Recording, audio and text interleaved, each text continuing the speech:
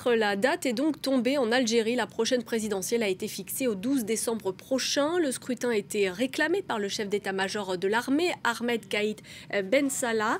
Et c'est le président par intérim, Abdelkader Ben Salah, qui a annoncé la date de cette prochaine présidentielle à la télévision. On va l'écouter. J'ai décidé, en me basant sur mes prérogatives constitutionnelles, que la date de l'élection présidentielle sera le jeudi 12 décembre 2019. Et on va tout de suite retrouver à Alger notre correspondant Faisal Metaoui. Faisal, le président par intérim Abdelkader Ben Salah a-t-il donné d'autres détails?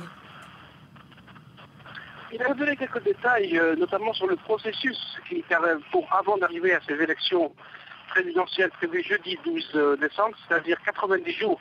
Il a convoqué le corps électoral pour cela, 90 jours avant le vote, en précisant que cela est venu après un consensus autour du dialogue qui a eu lieu autour de l'instance de médiation et de dialogue qui était présidée par Karim Younes. Il a qualifié l'élection présidentielle comme une solution démocratique efficace et un but stratégique pour l'État, en rappelant qu'il est là pour justement arriver à ces élections présidentielles en décembre prochain.